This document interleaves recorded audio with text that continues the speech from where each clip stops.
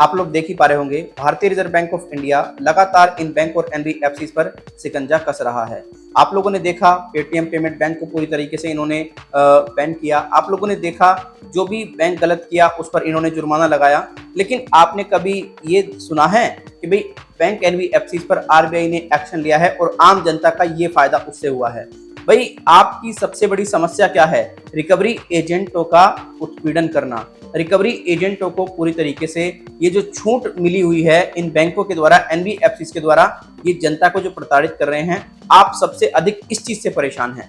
लेकिन इस चीज का कोई समाधान आज तक भी नहीं हुआ है। अगर हुआ है तो मुझे आप कमेंट में जरूर बताएं, क्योंकि मैं डे बाय डे व्यक्तियों से बात कर रहा हूं तो व्यक्तियों का यही कहना होता है कि हाँ राहुल सर, न्यूज़ तो चलो अच्छी अच्छी आ रही हैं। अभी जैसे कि एक न्यूज़ ही आई थी जिसमें कि बताया गया था कि जो आरबीआई ने निर्देश दिया है इन बैंक और एनबीएफसी को कि अब ये व्यक्ति को डिफॉल्टर घोषित करने से पहले उससे संपर्क करेंगे बाय नोटिस। अब देखते हैं ये क्या करते हैं क्या नहीं करते हैं। लेकिन सच्चाई बताऊं मैं आप लोगों को, जो धरातल पे है ना चीज़ें, वो बहुत ज़्यादा डिफरेंट है, और ऑन पेपर जो चीज़ें हैं ना वो बहुत ज़्यादा डिफरेंट है। ऑन पेपर तो पता नहीं कितनी बड़ी बड़ी गाइडलाइन लिखी होती हैं। ऑन पेपर तो गाइडलाइन ये कहती है कि भाई रिकवरी एजेंट सुबह 8 बजे से लेकर के शाम 7 बजे तक ही कॉल कर सकता है, प्रॉपर डॉक्यूमेंट्स के साथ में विजिट कर सकता है आपको बता करके। लेकिन ये क्या करते हैं, ये 7 बजे के बाद भी आपको कॉल करते हैं रात को, ये आपके घर पे विदाउट किसी डॉक्यूमेंट्स के आते हैं, और इनको कोई डर नहीं होता, इनको कोई घबराहट नहीं होती, इनको किसी कंप्लेंट से फर्क नहीं पड़ता। देखो आरबीआई चलो ठीक है एक्शन ले रहा है,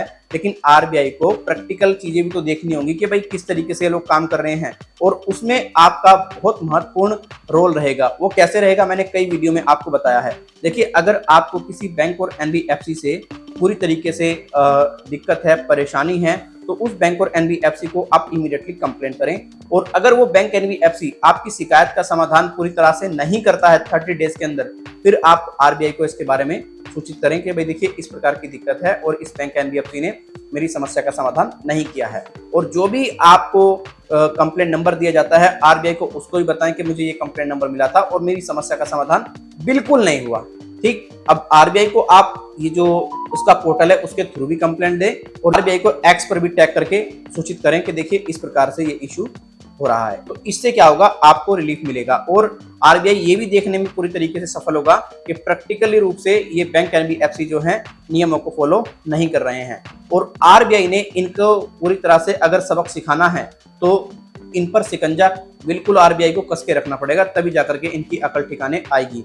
और मैंने आपको एक वीडियो में बताया था कि हमारे कुछ सूत्र ऐसा बता रहे हैं कि भाई ये जो बैंक है, ये जो रिकवरी एजेंट रखते हैं, जो गालियां दिलाते हैं, एनबीएफसी जो हैं, ऐसा अगर करेंगे और लोगों की समस्या का समाधान नहीं होगा तो भारतीय reserve bank of India in पर ऐसा कुछ करे जैसा कि सिविल पर इन्होंने किया है। सिविल में अगर आप कंप्लेंट करते हो ना और आपकी कंप्लेंट का समाधान नहीं होता है 30 दिन के अंदर, तो सिविल आपको पर डे 100 रुपए देगा।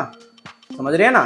तो ऐसा अगर इन बैंक और एनबीएफसी के लिए भी आरबीआई कर देना तो मजा आ जाएगा। सच बता रहा हूं, इनकी जो तबीयत है ना वो खुश हो जाएगी बढ़िया तरीके से, क्योंकि सबसे ज्यादा जो आतंकवाद है ना रिकवरी एजेंटों का, वो कम होना चाहिए। बहुत ज्यादा है, बहुत ज्यादा, और इतना है जिसको कुछ कहा भी नहीं जा सकता कि भाई कैसे लोग मैनेज करते हैं। मैं ही देखता हूँ इस चीज़ों को, क्योंकि मेरे पास में डे बाय डे कॉल आती है, कोई अपनी कुछ परेशानी बताता है, कोई अपनी कुछ परेशानी बताता है। अब देखो आरबीआई को लगा कि यार आज की डेट में जो व्यक्ति डिफॉल्टर हो रहे हैं कहीं ना कहीं बैंक इसका कसूरवार है, और बैंक की वजह से हो रहे हैं, एनबीएफसी की वजह से हो रहे हैं। तो इसीलिए आरबीआई ने लाया ना ये अपडेट कि भाई डिफॉल्टर घोषित करने से पहले उस व्यक्ति से बात करो, उसको पूरी तरह से बताओ, सारी चीजें जो है डिस्कस करो। अब देखते हैं इस पर क्या होता है। क्या आरबीआई ने जो ये इन पर शिकंजा कसा है इस पर पूरी तरह से आम आदमी को मदद मिलेगी? अगर आपको ऐसा लगता है तो आप मुझे कमेंट सेक्शन में जरूर, आप हमसे पर्सनली बातचीत करना चाहते हैं तो गाइज हमारा जो व्हाट्सएप नंबर आप स्क्रीन पे देख पा रहे होंगे, यहाँ पर आप हमसे संपर्क करके टेलीफोनिकली अपॉइंटमेंट लीजिएगा, आपको अच्छी तरीके से गाइड कर दिया जाएगा। पर ध्यान रखें नंबर हमारा चार्जेबल है। अब दोस्तों भारतीय रिजर्व बैंक ऑफ इंडिया ने तो पूरा कड़ा शिकंजा कसा हुआ है नियमों के अनुसार, जो गाइडलाइंस वो लेकर के आता रहता है। लेकिन आपकी भी ये रिस्पॉन्सिबिलिटी बनती है, आरबीआई को बताएं कि जो आपने शिकंजा इन पे कसा है पेपरी तौर पर, ये पूरी तरह से प्रैक्टिकली उसको नहीं फॉलो कर रहे हैं। और वो आप कैसे बता सकते हैं, मैंने आपको बता दिया। एक्स पर जाना है और एक्स पर सारी चीजें ट्वीट करके बता देनी है आरबीआई को टैग करते हुए। 100% इन बैंक और एनबीएफसी पर शिकंजा कसा जाएगा और लोन नहीं चुकाने वालों को भी मदद मिलेगी। अब तक तो मदद नहीं मिल रही थी, अगर ये आप प्रोसीजर फॉलो करते हैं तभी।